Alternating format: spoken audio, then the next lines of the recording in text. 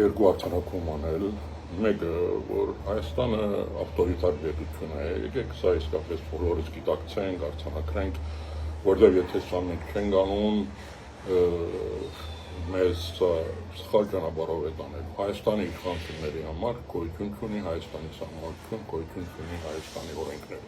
Նրանք անում են ինչ ուզում են։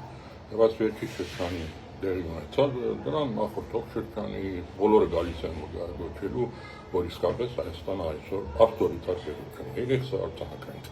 Մեր ժողովուրդը սա լավ պետք է գիտակցի, որովհետեւ հետագային ինչ-որ արվելու է, լսելու ենք, տեսնելու ենք, ոչ զարմանանք, ոչ ապշենք, ասենք ոնց եղավ, այդպես է լինելու, որովհետեւ մենք ապրում ենք ավտորիտար իշխանության ներքո։ Այս իրավիճակին իհարկե դարբեր մեկնաբաններ,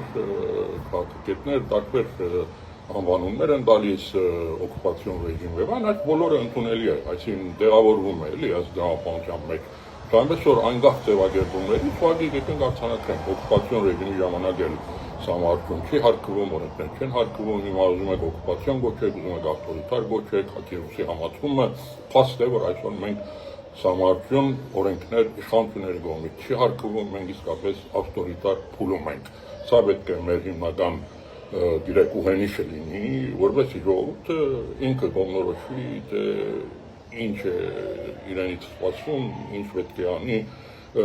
այս իրավիճակը փոխելու համար։ Սա մի արձանագրում։ Երկրորդ արձանագրումը, որ ուզում եմ անել,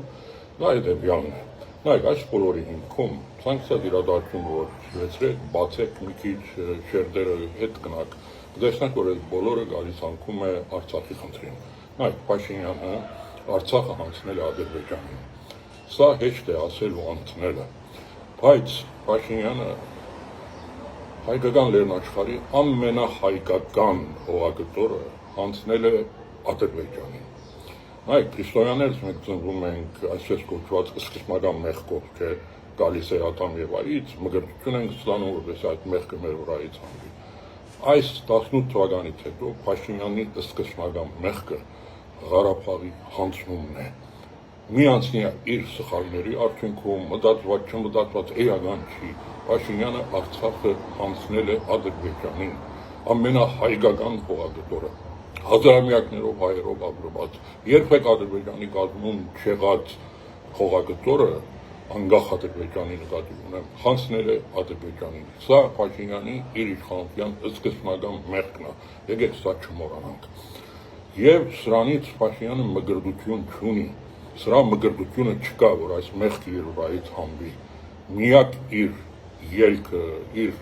մգրտությունը իր իշխանության մնալն է։ Նայեք, այսօր մենք պայքարում ենք Միջանցքի դեմ, սահմանություն փոխելու դեմ, Մինսկի խմբի չեղարկման դեմ, այդ բոլորի դեմ մի արդյունավետ պայքար կա,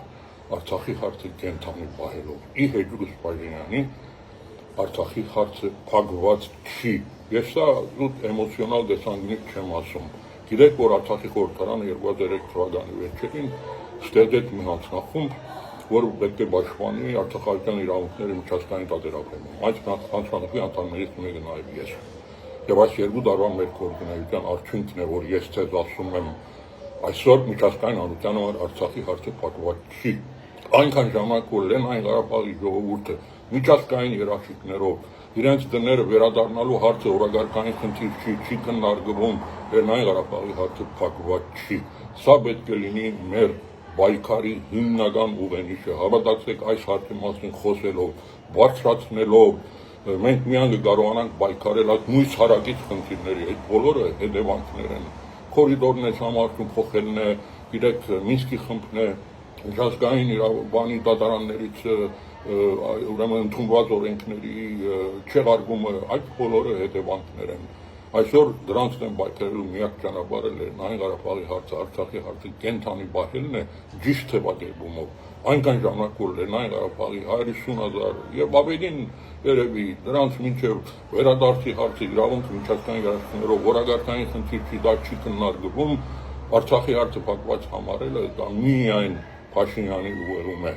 Ես կարծում եմ Ադրբեջանն էլ դա լավ գիտի։ Միջազգային հանրությունը միանշանակ այս հարցում աջակցում է։ Ես նորից մեր հանրահավաքի արդյունքներից եմ ասում, կա Արդարադատության միջազգային թատրոնի որոշումը, որ բացատրում է Ադրբեջանին ուրեմն ապահովի Արցախահայության վերադարձը։ Գարագերո խորհրդարանի երկու որոշում 24 թվականին ընդունված, որտեղ նույնն է ասում, վերջերս Շվեյցարիայի խորհրդարանի որոշում, որ արդեն դրամատվում է պրոցեդուրա, ֆորում, որտեղ պետք է Ղարաբաղի ներկայացուցիչները եւ Ադրբեջանի ներկայացուցիչները նստեն խոսեն իրենց վերադարձի մասին, եւ հավատացեք, այս բոլորը միջազգային շատ լուրջ աջակցություն ունի, այնպես որ սա պետք է լինի մեր հիմնական գրավականը, սրա մասին պետք է խոսել, Արցախի հարցը ի հեճուկս Փաշինյանի գոյություն ունի, առկա է, կենթանի է եւ դա մեր կողմից պետք է հետապնդվի, նայեք, հետ Փաշինյանական շրջանում, ես ձեզ ամենապատասխանատվորն եմ ասում, հարցը պատրաստ է, ցանկացած ազգային իշխանություն դա կարող է վերցնել եւ բերել բանակցային օրագարկ, կա դրա իրավական հիմքը, կա դրա ուրեմն քաղաքական հիմքը Եվրոխորհրդարանի որոշումով, կա նրա պրոցեդուրային հիմքերը եւ սա ունի շատ լայն միջազգային աջակցություն, այնպես որ Լեռնային Ղարաբաղի հարցը իր ժողովրդի վերադարձի խնդիրը այսօր ակտուալ խնդիր է,